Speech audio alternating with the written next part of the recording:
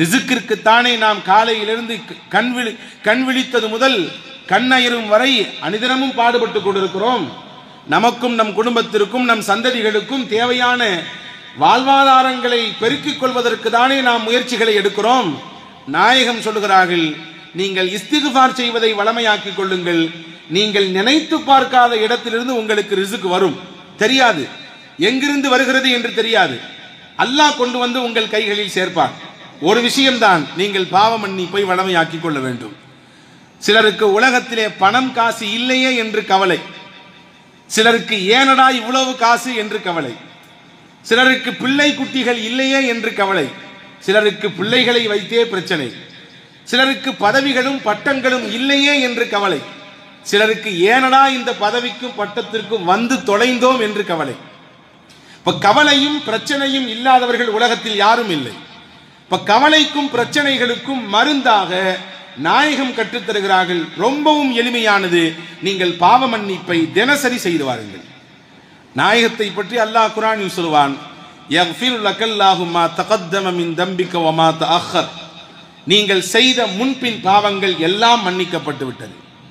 முன்பின் பாவங்கள் அத்துணையும் பிழை பொறுக்கப்பட்டவர்கள் நீங்கள் என்று நாயகத்தை பற்றி சொல்லுகிறார்.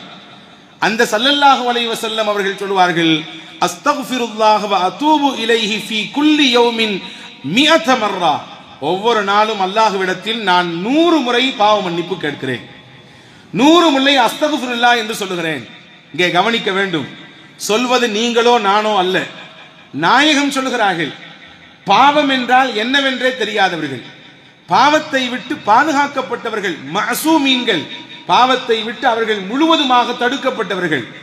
அந்த நாயகம் என் வாழ்க்கையில் ஒவ்வொரு நாளும் 100 முறை அஸ்தக்ஃபிருல்லாஹ் சொல்லாமல் அந்த நாள் நிறைவு பெறுவதில்லை என்கிறார்கள். என்றால் இங்கே கவனப்படுத்த வேண்டும், ஒரு முஸ்லிம் ஒரு மூமின் இஸ்திக்ஃபாரை எந்த அளவிற்கு கையில் எடுக்க வேண்டும் என்பதை நாயகம் கற்றுத்தருகிறார்கள். எனவேதான் பெரும் பெரும் பிரச்சனைகளாக நினைத்த விஷயங்களை கூட அல்லாஹ், மலை போன்றிருக்கக்கூடிய பிரச்சனைகளையும் அல்லாஹ் பணியாக மாற்றி கொடுத்தான் ஸல்லல்லாஹு அலைஹி வஸல்லம் அவர்களுக்கு. பெரும் பூதாகரமாக எழுந்த பிரச்சனைகள் கூட, எதிரிகளின் சூழ்ச்சிகள் கூட, நயவஞ்சகர்களின் குள்ள நரித்தனத்தை கூட, கூட இருந்து குளிபறிக்கக்கூடிய நபர்களின் சேஷ்டைகளை கூட அல்லாஹ் இல்லாமல் ஆக்கினான். என்றால் அங்கே சூட்சுமம் ஒன்று இருக்கிறது. பெருமானா ஸல்லல்லாஹு அலைஹி வஸல்லம் அவர்கள் அல்லாஹ்விடத்தில் இஸ்திக்ஃபார் செய்வதை வளமையாக்கியிருந்தார்கள். ஹதீஸிலே வரும், ஸல்லல்லாஹு அலைஹி வஸல்லமின் அன்பு சஹாபாக்கள், மிக முக்கியமான நபித்தோழர் சையதுனா அப்துர் ரஹ்மான் பின் அவுஃப் ரலியல்லாஹு அன்ஹு. அந்த காலத்திலேயே அவர் மிகப்பெரிய மில்லினியர், பெரிய கோடீஸ்வரர். எந்த அளவிற்கு அவரின் சொத்து மதிப்புகள் இருந்தது என்று வரலாற்று ஆசிரியர்கள் கணக்கெடுத்து சொல்கிறார்கள். அவருடைய மனைவிமார்கள் 4 பேராம். அந்த 4 மனைவிமார்களில் ஒரு மனைவிக்கு மட்டும் கிடைத்த பங்கு மட்டும் லட்சங்களை தாண்டும். லட்சங்கள் என்றால் நான் நம்மூர் பைசாவில் சொல்லவில்லை, திருகங்களில் சொல்கிறேன். லட்சங்களை தாண்டுகிற அளவிற்கு ஒரு பெண்ணுக்கு அந்த பங்கு கிடைத்தது. பிள்ளைகள் இருந்தால் 8இல் 1 பங்கு தான் பெண்ணுக்கு. அவ்வளவு கிடைத்தது என்று வரலாற்றிலே எழுதி வைத்திருக்கிறார்கள். மிகப்பெரிய செல்வந்தர், மிகப்பெரிய காசு பணத்திற்கு அதிபதி அவர். ஆனால் ஒரு நாள் இது போன்ற ரமதானுடைய நாட்களிலே நோன்பு திறக்கிற சமயம் அல்லாஹ்விடத்தில் துஆ செய்து கொண்டிருக்கிற பொழுது கண்ணிலிருந்து கண்ணீரை வடித்தவாறு அல்லாஹ்விடத்தில் துஆ செய்தார்களாம். அவரின் துஆவை நீங்கள் கவனியுங்கள். யா அல்லாஹ், இவ்வளவு செல்வத்தை எனக்கு தந்திருக்கிறாய், இவ்வளவு பொருளாதாரத்தை எனக்கு நீ வளமாக கொடுத்திருக்கிறாய். என் தோழர்களில் முந்தி உள்ள நபித்தோழர்களில் நிறைய பேருக்கு சரியான உணவு கூட இல்லை, உடுத்த கூட ஆடை இல்லை, கஃன் பொறிவதற்கு கூட அவர்களுக்கு நிறைவான ஆடை இல்லாமல் தான் உலகத்தை விட்டு போனார்கள். அல்லாஹ், இவ்வளவு எனக்கு கொடுத்திருக்கிறாயே, உன்னிடத்திலே இதற்கு நான் எப்படி பதில் சொல்ல போறேன் தெரியவில்லையே என்று அழுதார்களாம். அப்துர் ரஹ்மான் பின் அவுஃப் ரலியல்லாஹு அன்ஹு, இவ்வளவு எனக்கு செல்வத்தை தந்திருக்கிறாயே அல்லாஹ், உனக்கு நான் இதை குறித்து நான் எப்படி பதில் சொல்ல போறேன் தெரியவில்லையே என்று அழுதார்கள் என்ற வரலாற்று குறிப்பை பார்க்கிறோம். இப்போ ஒருபுறம் செல்வத்தை கொடுத்தவர்கள் கவலைப்படுகிறார்கள், இதற்கு நான் எப்படி கேள்வி கணக்கு பதில் சொல்ல என்று. இன்னொரு புறம் நாயகத்திடத்தில் செல்வத்தை கேட்டு வந்தவர்களும் உண்டு. ஸஅலபத் இப்னு ஹாத்தப் என்ற ஒருவர், எனக்கு வேண்டும் செல்வம், பொருள் வேண்டும், ஆசை இருக்கிறது, எனக்கு அல்லாஹ் தந்தால் நிறைய கொடுப்பேன். வமின்ஹும் மன் ஆஹதல்லாஹ லயின் ஆத்தானா மின் ஃபضலிஹி லனஸத்தகன்ன வலனகூனன்ன மினஸ் ஸாலிஹீன். குர்ஆனில் அல்லாஹ் சொல்கிறான், சிலர்கள் இருக்கிறார்கள் நபியிடத்திலே வந்து உறுதியாக சொல்கிறார்கள், எனக்கு அல்லாஹ் ரிஸ்கை தந்தால் நான் அல்லாஹ்வின் பாதையில் ஏழை எளிய மக்களுக்கு, இல்லாதவர்களுக்கு அள்ளி அள்ளி கொடுப்பேன் என்று சொல்கிறார்கள். அடுத்து அல்லாஹ் சொன்னான், அதே போன்று நாயகம் துவா செய்தார்கள், அவருக்கு கிடைத்தது. அல்லாஹ் நிறைய செல்வத்தை கொடுத்தான். அது கிடைப்பதற்கு முன்பாகவே பெருமானார் இடத்திலே சொல்லியிருந்தார்கள், நீ இப்படி இருப்பதுதான் சிறந்தது. சிலருக்கு அல்லாஹ் கொடுத்து சோதிப்பான், சிலருக்கு கொடுக்காமல் சோதிப்பான். எதுவாக இருந்தாலும் அந்த சோதனையை ஏற்றெடுத்துக் கொள்ள வேண்டும். இதுதான் முஸ்லிமின் தன்மை. நாயகம் சொன்னார்கள், நீ இப்படி இருப்பதுதான் சிறந்தது.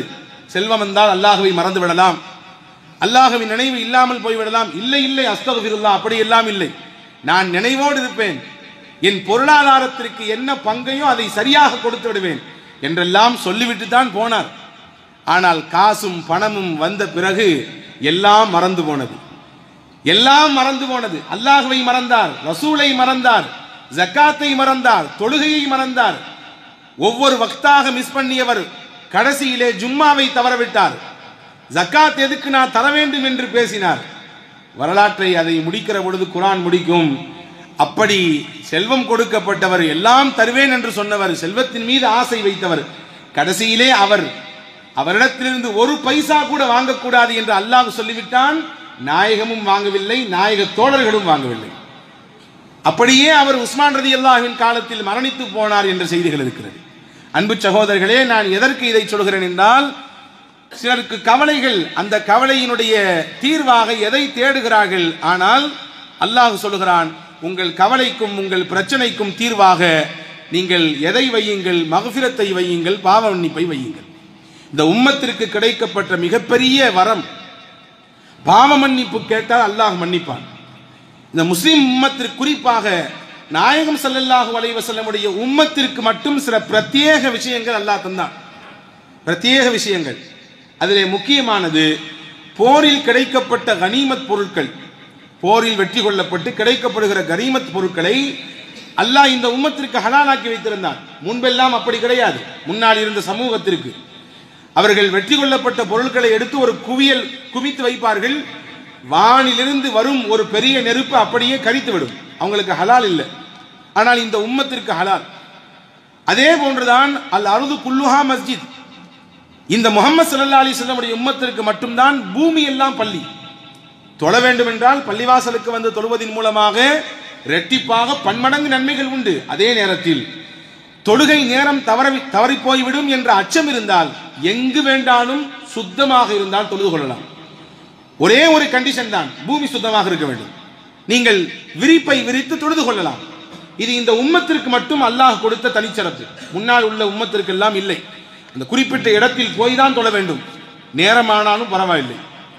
அதே போன்றுதான் இந்த உம்மத்திற்கு கொடுத்த மிக தனிச்சிறப்புகளில் ஒன்று, அசுத்தம் நம்முடைய ஆடையில் பட்டுவிட்டால் தண்ணீர் விட்டு அதை கழுகி கொண்டால் போதும். தண்ணீர் விட்டு கழுகி கொள்ளலாம். மூசா அலைஹிஸ்ஸலாமுடைய சமூகத்திற்கெல்லாம் அசுத்தம் பட்டுவிட்டால் அப்படியே கத்திரியை வைத்து அந்த இடத்தை வெட்டி எறிந்து விட வேண்டும். கத்திரியை வைத்து வெட்டி எறிந்து விட வேண்டும். ஆனால் நபிகள் நாயகம் ஸல்லல்லாஹு அலைஹி வஸல்லம் அவர்களுடைய உம்மத்திற்கு அல்லாஹ் தண்ணீரை கொண்டு சுத்தம் செய்து கொள்ளுங்கள் போதும் என்றார். இன்னொரு முக்கியமான விஷயம், நாம் பாவம் செய்தால் நமக்கும் நம் இறைவனுக்கு மட்டும்தான் தெரிகிறது. வேறு யாராவது பார்த்தால் தெரியும், பார்க்கவில்லை என்றால் நமக்கும் ரப்புக்கும் மட்டும்தான் தெரியும். ஆனால் ஒரு சமூகம் இருந்தது, நமக்கு முன்னால் வாழ்ந்த சமூகங்களிலே ஒன்று இருந்தது. அவர்கள் இரவிலே பாவம் செய்துவிட்டால் காலையில் அவரின் வீட்டு வாசலிலே இந்த வீட்டுக்கு சொந்தக்காரர் இன்றைய ராத்திரி இப்படி ஒரு பாவம் செய்திருக்கிறார் என்று பொறிக்கப்பட்டுவிடும், அங்கே எழுதப்பட்டுவிடும். நீங்கள் நினைத்து பாருங்கள், இந்த காலத்தில் அப்படி இருந்தால் என்ன ஆகும்? தினசரி காலை ஃபஜருக்கு வரும்பொழுது எல்லோரும் வாளியும் கையுமாகத்தான் வருவார்கள் அதை அழிப்பதற்கு. அவ்வளவு பாவங்கள் நாம் செய்கிறோம். பாவத்தை அல்லாஹ் மறைத்திருக்கிறான், நமக்கும் ரப்புக்கும் மட்டும்தான் தெரிகிறது. ஆனால் ஒரு சமூகம் இருந்தது, அவர்கள் செய்த பாவங்கள் அவர்களின் வீட்டினுடைய வாசலிலே பொறிக்கப்படும். அதே போன்றுதான் மண்ணை பயன்படுத்தலாம். ஒது செய்வதற்கு தண்ணீர் இல்லை என்றால் மண்ணை வைத்து நீங்கள் தயமம் செய்து கொள்ளுங்கள் என்று இந்த உம்மத்திற்கு அல்லாஹ் அனுமதியை தந்தார். வேறு எந்த உம்மத்திற்கும் அப்படி எல்லாம் கிடையாது. தண்ணீர் என்றால் தண்ணீர் தான் பயன்படுத்தியாக வேண்டும். அந்த வரிசையில் தான் இப்படி சிறப்பம்சங்களை பெற்ற இந்த உம்மத் இன்னொரு சிறப்பை பெறுகிறது. அல்லாஹ்விடத்தில் மன்னிப்பு கேட்க வேண்டும் என்றால் 2 சொட்டு கண்ணீரை வடித்து அல்லாஹ்விடத்திலே கையேந்தினால் போதும், மன்னித்து விடுவான். மூசாவின் சமூகத்திற்கு அல்லாஹ் கொடுத்த தௌபா என்ன தெரியுமா? குர்ஆன் சொல்லுகிறது, ஃபதூபு இலா பாரிக்கும் ஃபக்துலு அன்ஃபுஸக்கும். அல்லாஹ்விற்கு நீங்கள் இணை கற்பித்து விட்டீர்கள். மூசா தூர் சீனா மலைக்கு போகிற சமயத்தில் நீங்கள் அந்த விக்கிரகங்களை வணங்கிவிட்டீர்கள். இப்பொழுது இணையாகிவிட்டது. இதற்கு மன்னிப்பு உங்களுக்கு வேண்டும் என்றால் உங்களை நீங்களே கொல்ல வேண்டும், தற்கொலை செய்து கொள்ளுங்கள். நீங்கள் வைத்திருக்கக்கூடிய அந்த ஆயுதங்களை வைத்து நீங்களே உங்களை மாய்த்துக் கொள்ளுங்கள் என்று அல்லாஹ் சொன்னார். அதுதான் உங்களுக்கு தௌபா. அந்த உம்மத்திற்கு தௌபா அதுதான். அதை செய்தால் அவர்களின் பாவம் மன்னிக்கப்பட்டுவிடும். நாளை மறுமையிலே அவர்கள் சுத்தமாகி விடுவார்கள். ஆனால் இந்த உம்மத்திற்கு அப்படியெல்லாம் இல்லை. தௌபா செய்ய வேண்டும் என்றால் இரண்டு ரக்காயை தொழ வேண்டும். உட்கார்ந்து அல்லாஹ்விடத்திலே 2 சொட்டு கண்ணீரை வடித்து, கண்ணீர் வரவில்லை என்றாலும் பரவாயில்லை, வருவதை போன்று கொஞ்சம் பாவனை செய்தாவது அல்லாஹ்விடத்திலே மன்னிப்பை கேட்டுவிட்டால் நிச்சயம் அல்லாஹ் மன்னிக்க தயாராக இருக்கிறான் என்று பெருமக்கள் சொல்லித் தருகிறார். அன்பானவர்களே, அந்த மன்னிப்பை அதிகமாக பெறுவதற்குரிய நாட்கள் தான் இந்த ரமதானுடைய மையப்பகுதி என்பதை நாம் கவனத்தில் கொள்ள வேண்டும். அல்லாஹ் ஜல்ல ஷானஹு வ தஆலாவின் நபிமார்கள், உலகத்தில் அனுப்பப்பட்ட நபிமார்கள் எல்லாரும் பாவ மன்னிப்பு கேட்டிருக்கிறார்கள். ஹதீஸிலே வருகிறது, ஹஜ்ரத் பாபா ஆதம் அலைஹிஸ்ஸலாம் கேட்ட துஆ தான் குர்ஆனில் பதிவாக இருக்கிறது. ரப்பனா ஸலம்னா அன்ஃபுஸனா வ இல்லம் தக்ஃபிர் லனா வ தர்ஹம்னா லனகூனன்ன மினல் காசிரீன். இந்த மரத்தின் பக்கம் போகாதீர்கள், இந்த பழத்தை உண்ணாதீர்கள் என்று அல்லாஹ் சொன்னான். ஆனால் இப்லீஸ் வழிகெடுத்தான். பாபா ஆதம் அலைஹிஸ்ஸலாமும் அவர்களின் துணைவியாரும் உண்டார்கள். அங்கிருந்து அவர்கள் வெளியாக்கப்பட்டார்கள், பூமிக்கு தள்ளப்பட்டார்கள். கடைசியிலே அல்லாஹ் எப்படி மன்னித்தான் அவர்களை என்றால், அல்லாஹ் சொல்கிறான், நாம் அவருக்கு ஒரு இஸ்திக்பாரை கற்றுக் கொடுத்தோம், ஒரு பாவ மன்னிப்பை சொல்லிக் கொடுத்தோம். ரப்பனா வலம்னா அன்ஃபுஸனா, அல்லாஹ்வே எங்கள் ஆத்மாவுக்கு நாங்கள் அநீதம் செய்து விட்டோம். வ இல்லம் தக்ஃபிர் லனா வ தர்ஹம்னா, நீ எங்களை மன்னித்து எங்களின் மீது இரக்கம் காட்டவில்லை என்றால் லனகூனன்ன மினல் காசிரீன், அல்லாஹ் நாங்கள் நஷ்டவாளியாக போய்விடுவோம். இது யார் கேட்டதுவா? பாபா ஆதம் அலைஹிஸ்ஸலாம் கேட்டதுவா. ஆதம் அலைஹிஸ்ஸலாம் அல்லாஹ்விடத்தில் இஸ்திக்பார் செய்திருக்கிறார்கள் என்று குர்ஆன் சொல்கிறது. சையதுனா இப்ராஹிம் அலைஹிஸ்ஸலாம் எப்படி செய்தார்கள் இஸ்திக்பார்? அல்லாஹும்ம மக்ஃபிர்லி வலி வாலிதைய வலில் முஃமினீன யௌம யகூமுல் ஹிசாப். நீ எழுப்பி நிப்பாட்டப்படக்கூடிய அந்த மறுமை நாளிலே அல்லாஹ்வே என்னையும் நீ மன்னிக்க வேண்டும், என்னுடைய பெற்றோர்களையும் நீ மன்னிக்க வேண்டும், மூமின்களை எல்லாம் மன்னிக்க வேண்டும், உன்னிடத்திலே நான் மன்னிப்பை வேண்டி நிற்கிறேன் அல்லாஹ் என்று இப்ராஹிம் அலைஹிஸ்ஸலாம் பாவ மன்னிப்பு கேட்டார்கள். நூஹ் அலைஹிஸ்ஸலாம் கேட்டது இஸ்திக்பாரை குர்ஆன் சொல்கிறது.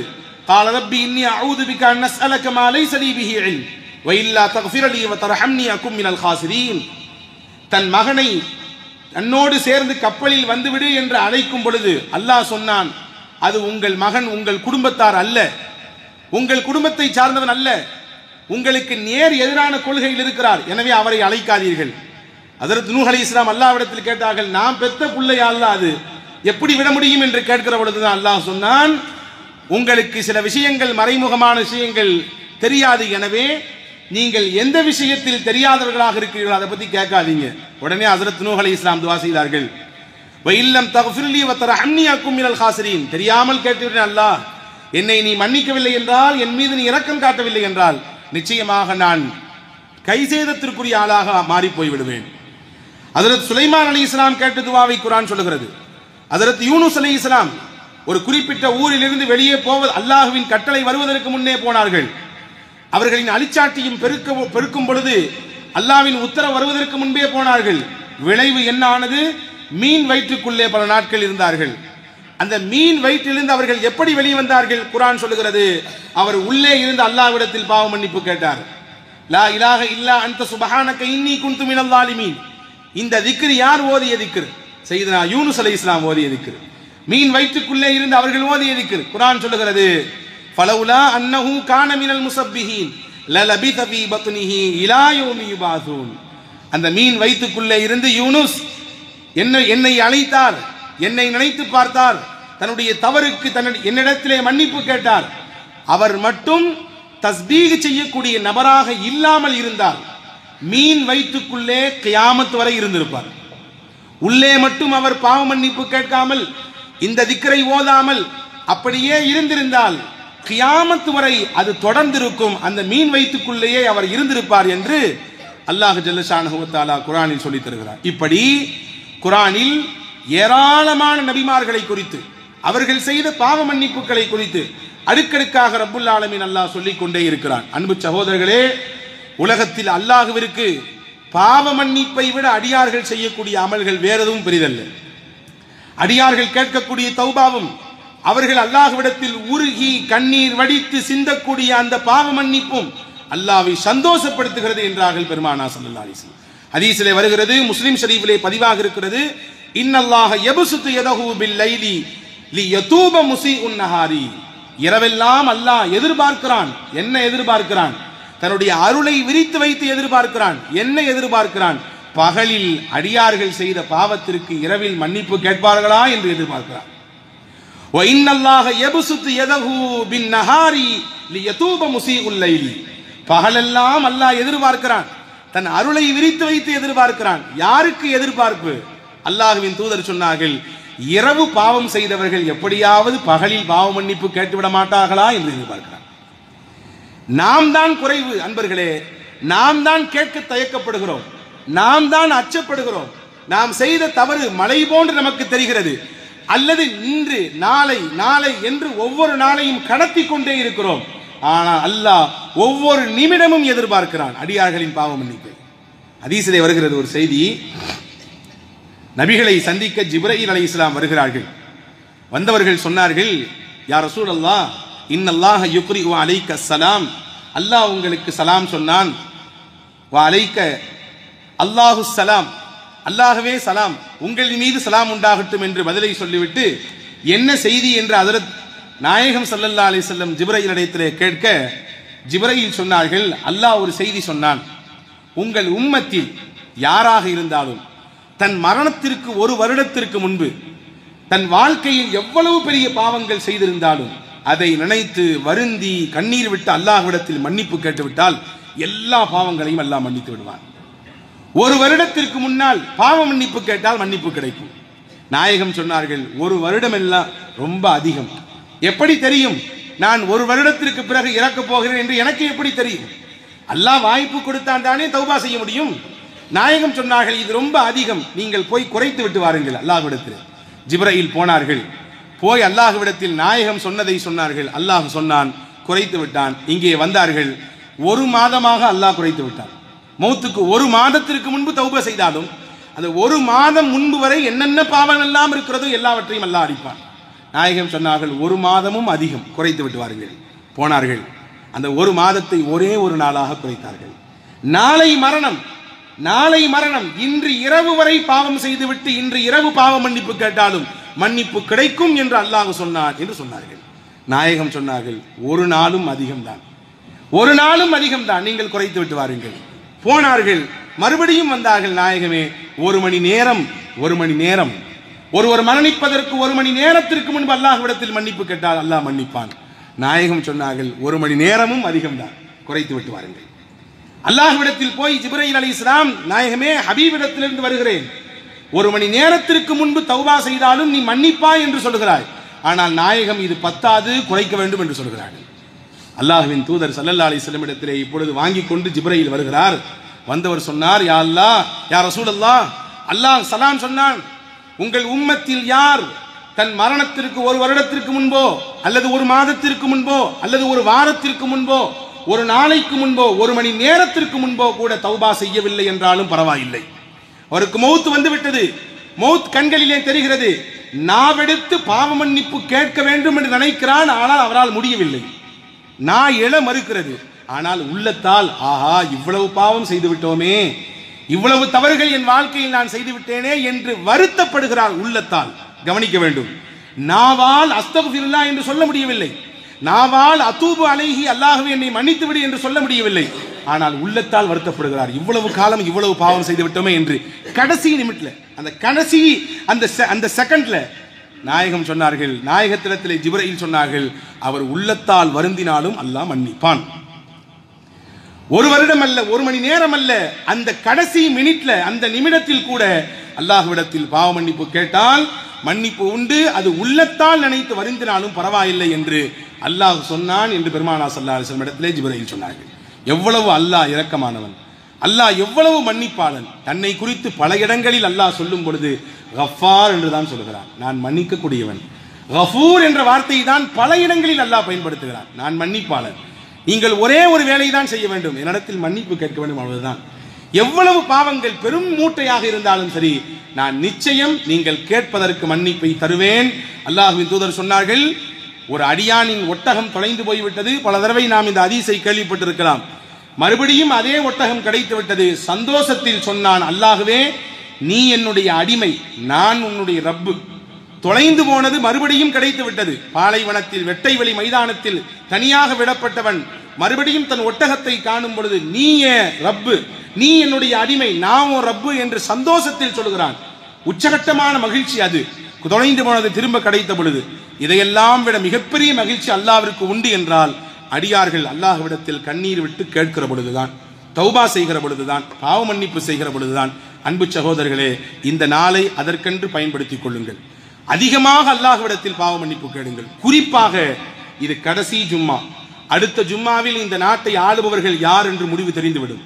அதிகம் அதிகம் அல்லாஹ்விடத்தில் தௌபா செய்து கேட்க வேண்டிய மிக பிரதான கோரிக்கை நல்லாட்சியை கொடு என்று, நல்லவர்களை தேர்ந்தெடுத்து தா என்று. எவ்வளவு பெரிய ஊழல்கள் இருந்தாலும், எவ்வளவு பெரிய மக்கள் சூழ்ச்சிகள் இருந்தாலும், நாம் கேட்கக்கூடிய அந்த மன்னிப்பும் அந்த கண்ணீரும் அல்லாஹ்விடத்தில் வைக்கக்கூடிய உறுதியான கோரிக்கையும் பெரிய மாற்றத்தை கொண்டு வந்துவிடும் நிச்சயமாக. அன்பு சகோதரர்களே, குறைந்தபட்சம் உங்களிடத்திலே நான் சொல்லுகிறேன், இந்த 10 நாட்களில் ஒரு நாளைக்கு 1000 முறை இஸ்திக்ஃபார் ஓதுங்கள். குறைந்தபட்சம் 1000 முறை இஸ்திக்ஃபார் ஓதுகிற வளமையை கொண்டு வாருங்கள். எல்லா இடத்திலும் நாம் பிரதானமாக சொல்லித்தரக்கூடிய ஒரு இஸ்திக்ஃபார், ரொம்ப சிறந்த இஸ்திக்ஃபாரும் கூட, அதிகமான நன்மைகளை பெற்றுத் தருகிற இஸ்திக்ஃபாரும் கூட. அஸ்தக்ஃபிருல்லாஹல் அலியுல் அதீமில்லதி லா இலாஹ இல்லாஹுவல் ஹய்யுல் கய்யூம் வ அதூபு இலைஹ். நான் சொல்லி தரேன், எல்லாரும் சேர்ந்து ஒரு 3 தடவை சொல்லலாம்.